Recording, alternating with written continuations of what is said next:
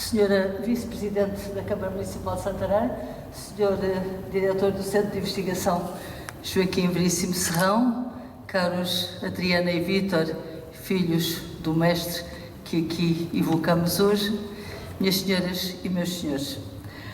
Ao celebrar mais um aniversário do Centro de Investigação Joaquim Veríssimo Serrão, o primeiro após a morte do grande mestre, foi minha intenção fazer deste momento uma homenagem ao homem que, tendo nascido em Santarém, daqui partiu para aprender e partilhar o seu saber, mas aqui voltou, fazendo da sua terra natal a guardiã do tesouro que acumulou ao longo da vida, os seus livros.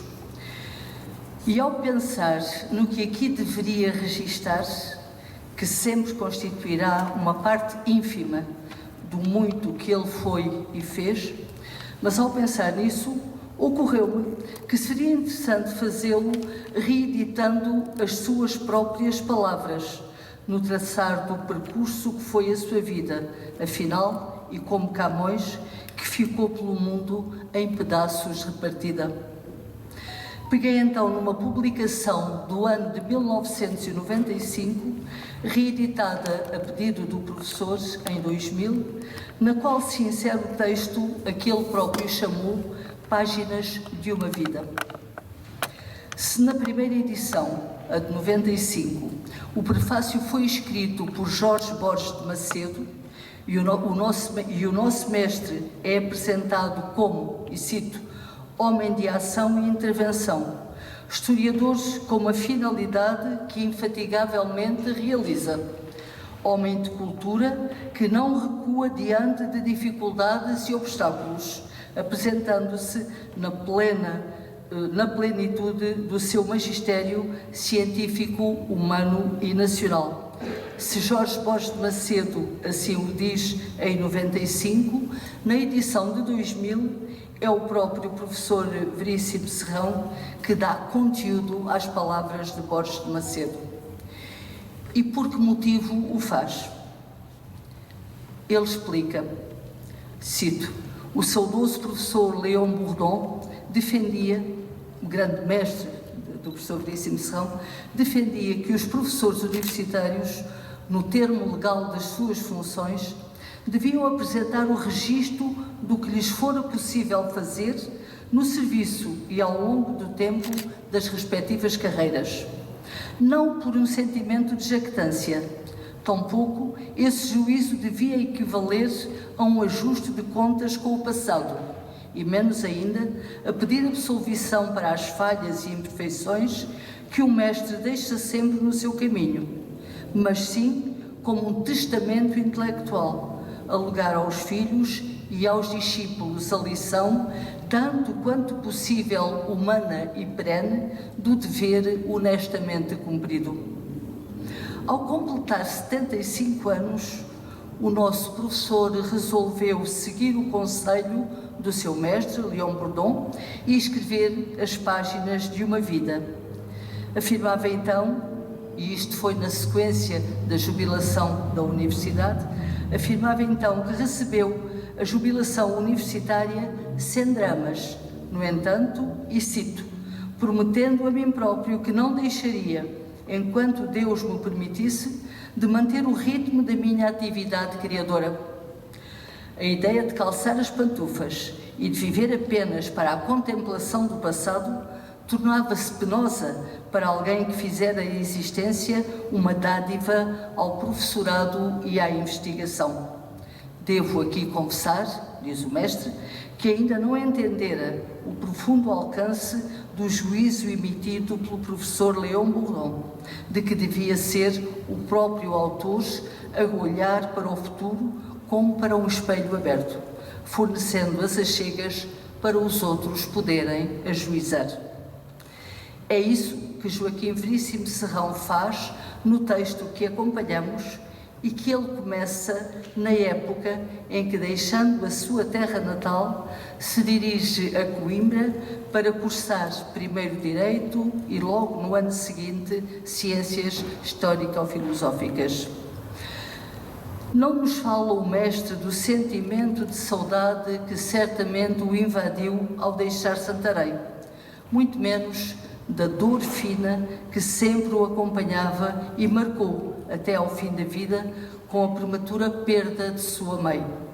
Mas não esqueceu, neste seu percurso inicial, as marcas que lhe deixaram os professores de Coimbra, afirmando, cito, não dever silenciar a dívida que nesse tempo contraí com alguns professores que deixaram marca indelével no meu espírito. E foi muito bom ouvir aqui hoje o som de Coimbra, que certamente muito teria agradado ao nosso mestre. Este seu percurso em Coimbra terminaria em 1948, pois entre os dias 8 e 12 de julho apresentou e foi arguída a sua tese de licenciatura, na qual, escreve o professor, me foi possível obter a nota final de 16 valores.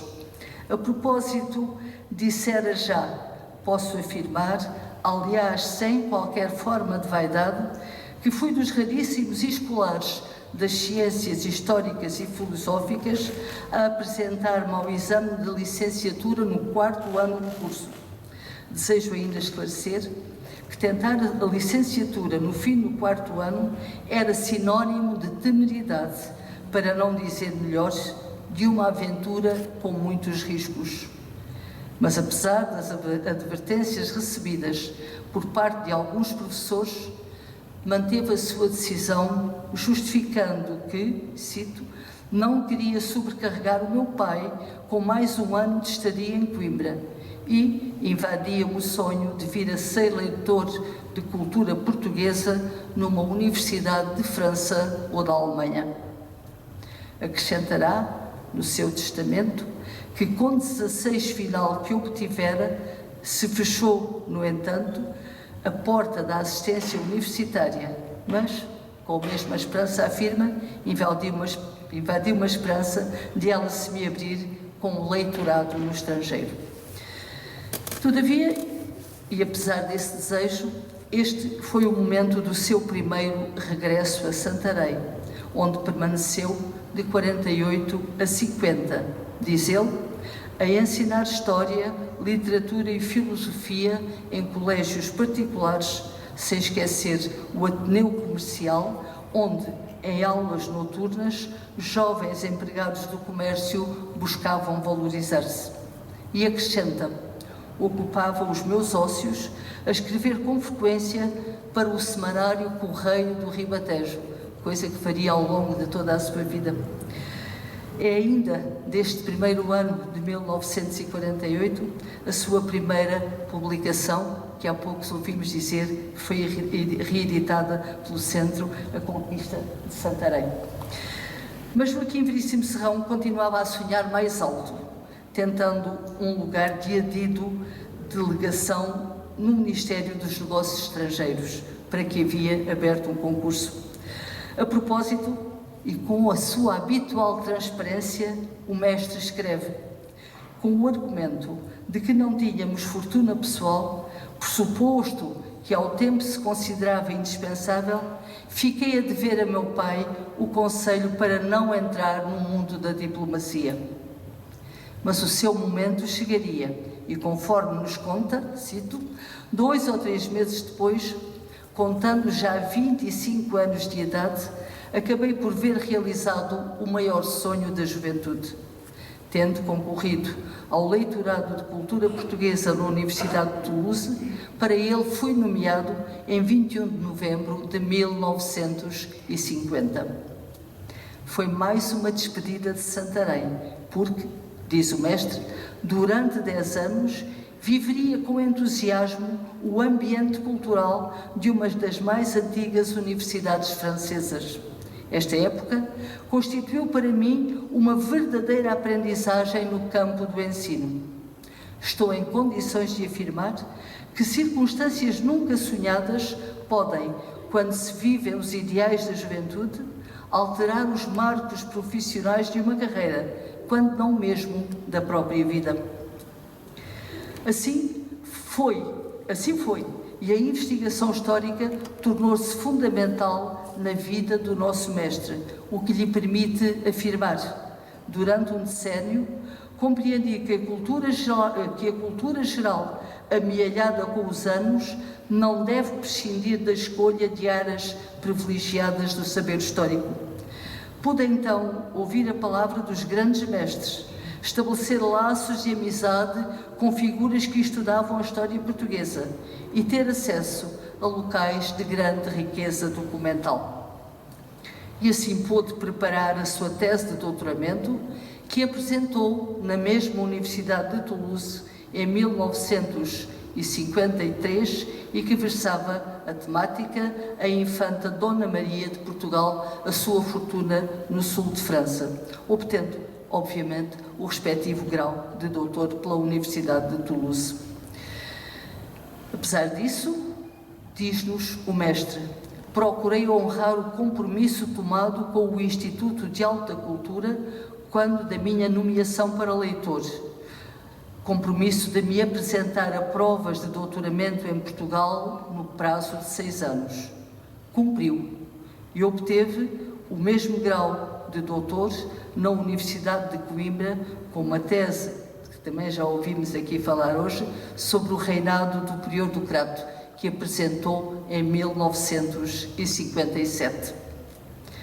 Mas muito mais fez Veríssimo Serrão durante este tempo, pois, para além de variadas publicações, todas fruto de investigação em arquivo, abriu ainda caminhos de ligação com outras geografias, que posteriormente haveria de retomar e ampliar. Ouçamo sobre este tempo.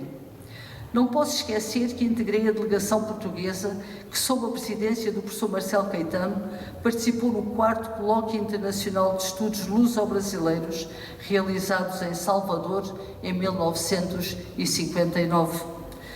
De igual modo, estive presente no Congresso Internacional de História dos Descobrimentos, reunido em Lisboa em 1960. Havia então continuado as tarefas de investigação histórica, publicando obras, estudos e artigos. E, cheio de perduráveis recordações, após 10 anos de fixação em Toulouse, onde me nasceram 2 filhos muito amados, nos meados de dezembro de 1960, regressei a Portugal. Mas não a Santarém. Joaquim Veríssimo Serrão iria fixar-se em Lisboa, iniciando a sua carreira universitária na Faculdade de Letras da Universidade de Lisboa. Quando olhamos os grandes mestres, quase somos, eu fui sempre levada a pensar que eles já começaram como catedráticos. Foi sempre assim, mas de facto não é verdade. E Joaquim Veríssimo Serrão fala-nos disso. Ele descreve em pormenor a sua carreira universitária, iniciada como assistente, tal como nós, assegurando um leque de disciplinas que iam da antiguidade oriental à numismática, passando pelos descobrimentos, pela cultura moderna, pela história da educação, etc., etc. E, entretanto, mesmo dizendo que não imaginamos o trabalho que isto lhe dava, entretanto, continuava a investigar e a publicar, o que lhe permitiu, em 1962, concorrer a uma vaga de professor extraordinário com a obra Portugueses no Estudo de Salamanca, mais uma obra inédita, uma temática inédita que realmente o professor encontrou a partir da sua muita investigação também nos arquivos espanhóis de Espanha.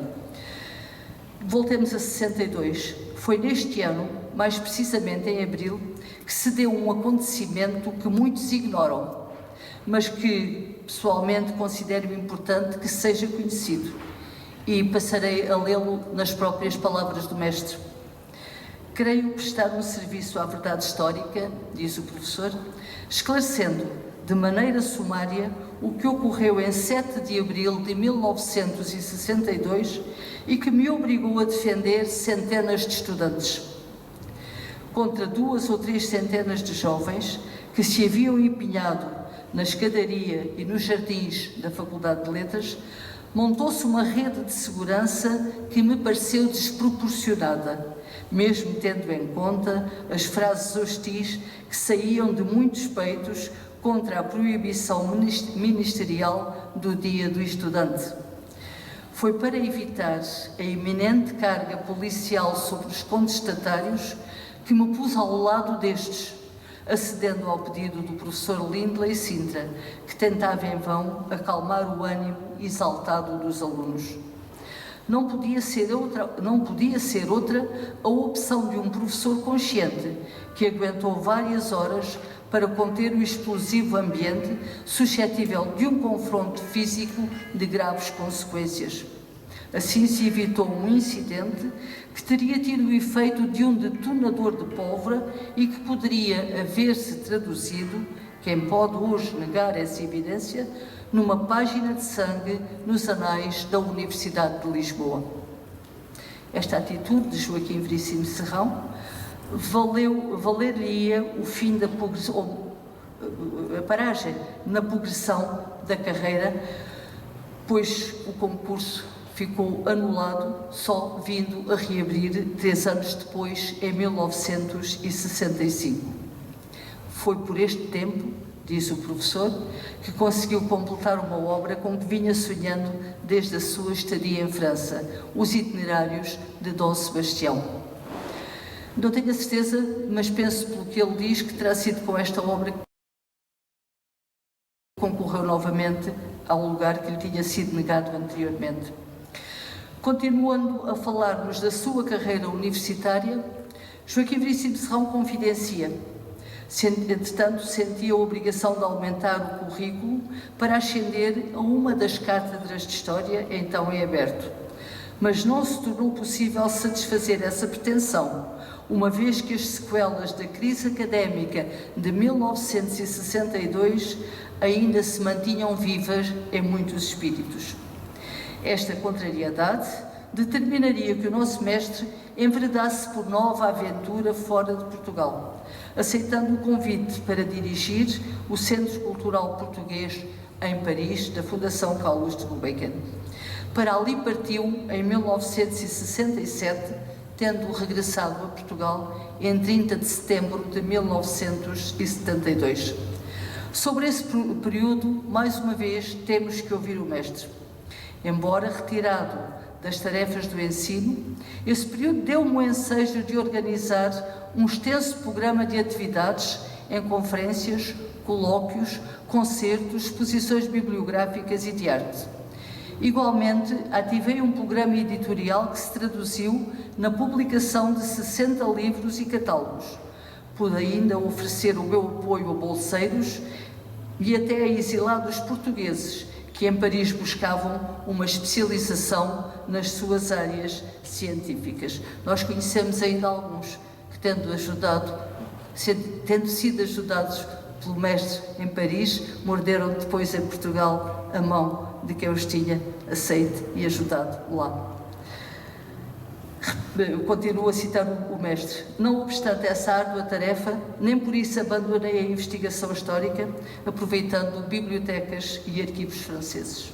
De facto, são imensas as suas publicações baseadas na investigação desta época. Dentre elas, permitam-me recordar, é o momento de chamar também algum louro à Academia Portuguesa da História, permitam-me recordar uma que vamos reeditar e esperamos apresentar precisamente no próximo dia 30 de junho, dia em que evocaremos em sessão extraordinária da Academia o nosso mestre e presidente de honra, para a qual todos ficam convidados. Refiro-me, portanto, à obra Relações Históricas entre Portugal e França. Porventura, uma das obras mais desconhecidas do mestre, mas que pessoalmente muito aprecio. Mas continuando a assumir o texto do professor, diz-nos ele: estando a usufruir de boas condições materiais e de um alojamento a todos os títulos invejável, seria natural que sonhasse integrar-me nos quadros da instituição que me fizera esquecer os desgostos sofridos na Faculdade de Letras. Mas nunca tão sedutora ideia chegou a penetrar no meu espírito. Quando a vida nos encaminhou para o cumprimento de ideais, nunca são as vantagens das boas situações que nos fazem mudar de rumo.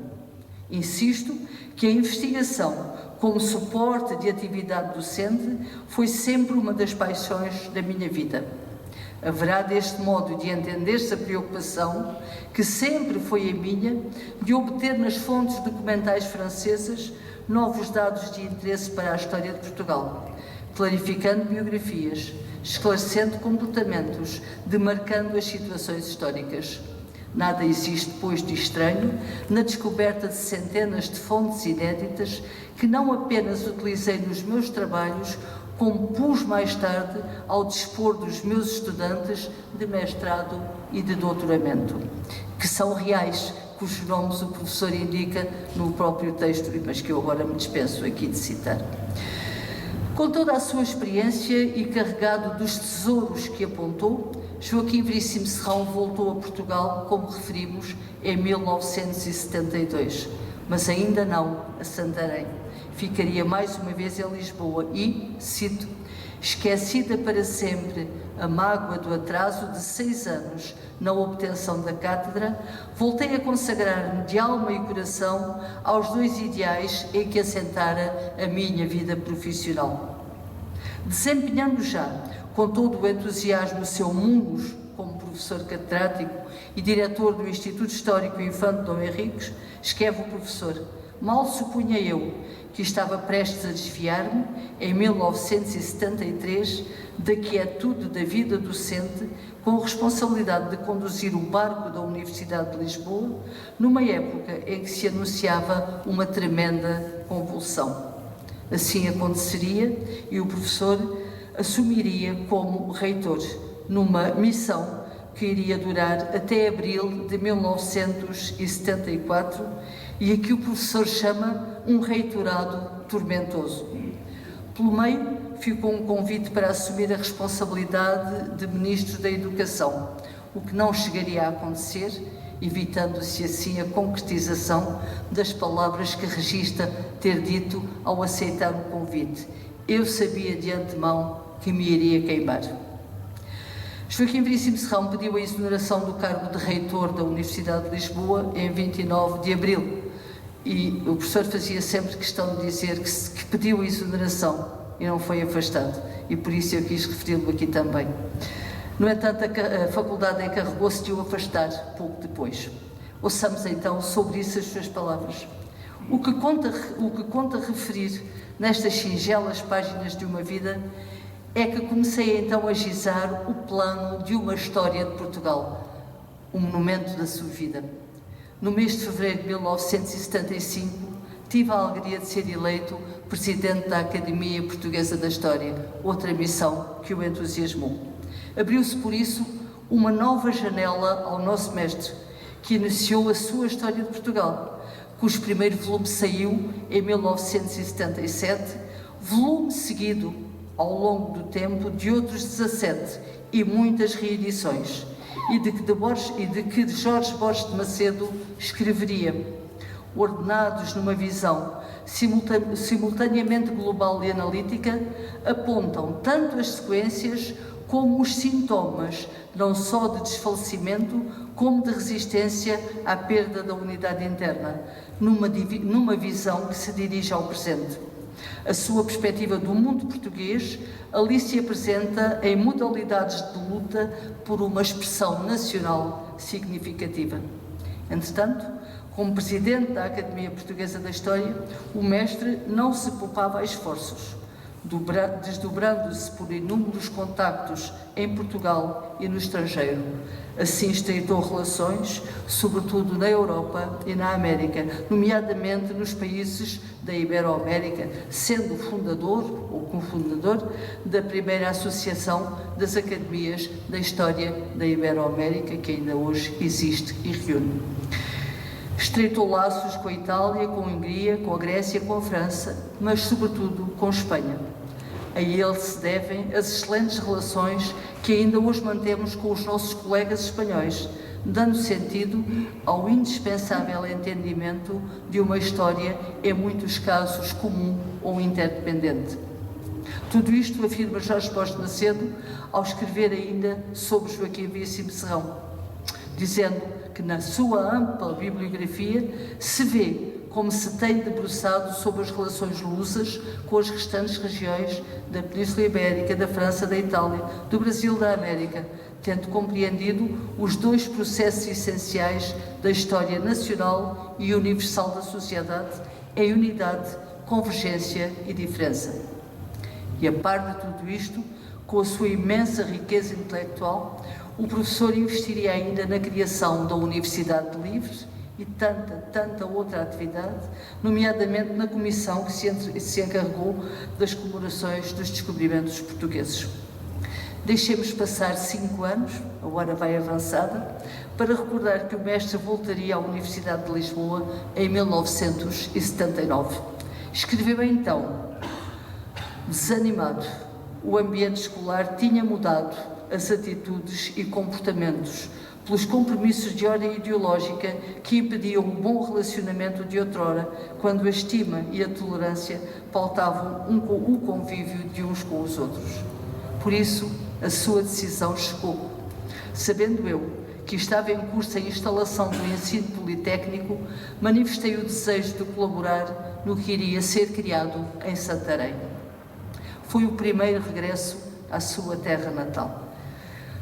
Era o presidente da comissão instaladora do Instituto Politécnico.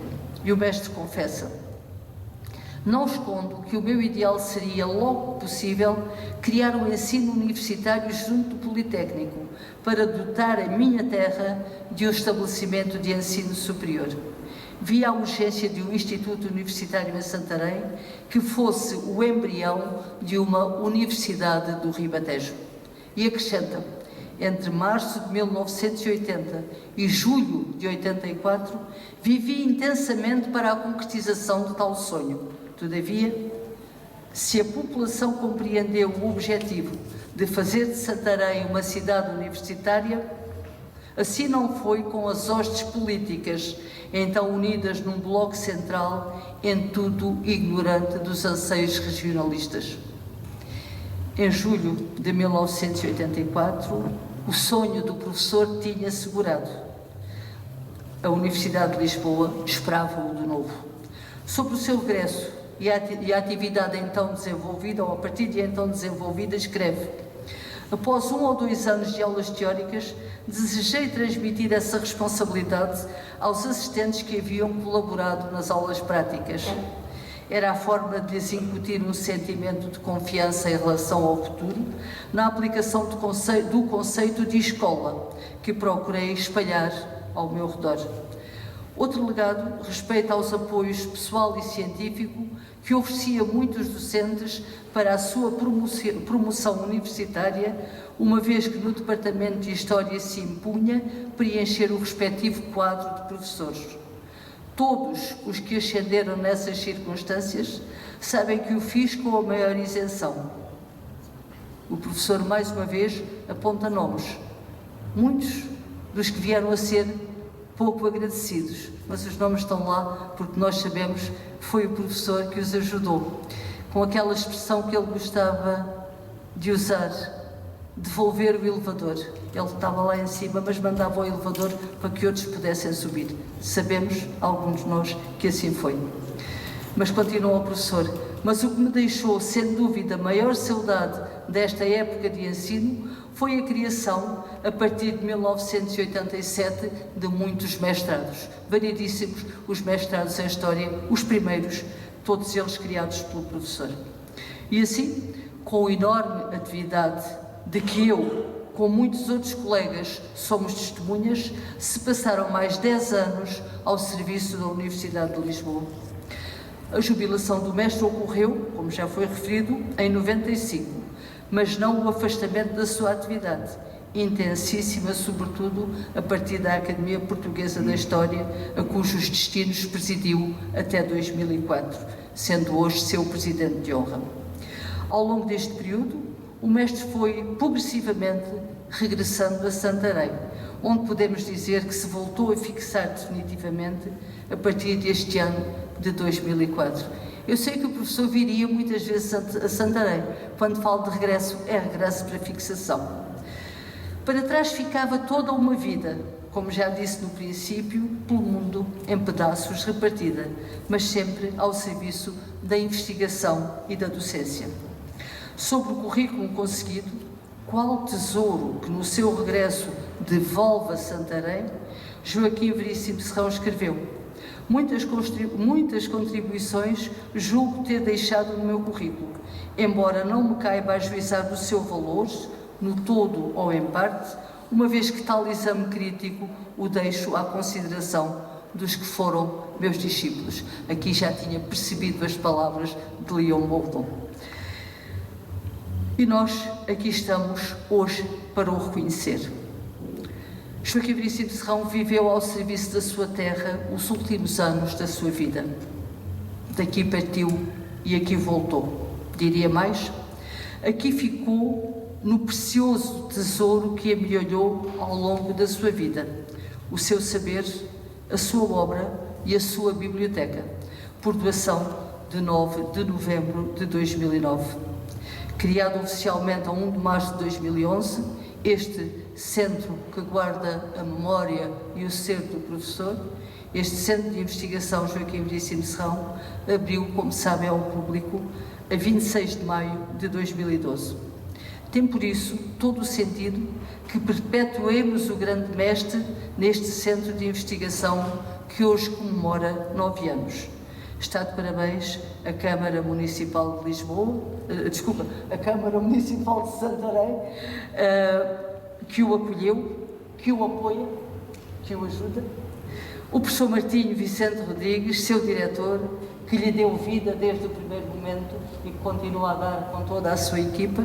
Enfim, todos os que dele colaboram, aquém e além fronteiras, de que me permite recordar os cerca de 1000 membros de que o professor Martinho Vicente Rodrigues já falou e que estão espalhados por 32 países, eu diria, de todas as 4 partes do mundo. Por tudo isso, tinha o grande mestre toda a justa razão quando escreveu: sinto hoje poder afirmar que 3 condições se tornam fundamentais para o que considero ser a razão do nosso destino. A primeira brota da inteligência e tem o nome de caráter, forjando-se na aliança do espírito com a ética, no respeito pelos princípios que enobrecem a condição humana. São eles, nas horas boas ou amargas da vida, a lealdade como escola de salutar convívio e a gratidão para com todos aqueles a quem devemos o que somos. A segunda condição chama-se humildade e nasce nos recônditos da alma, devendo traduzir-se na modéstia e honradez.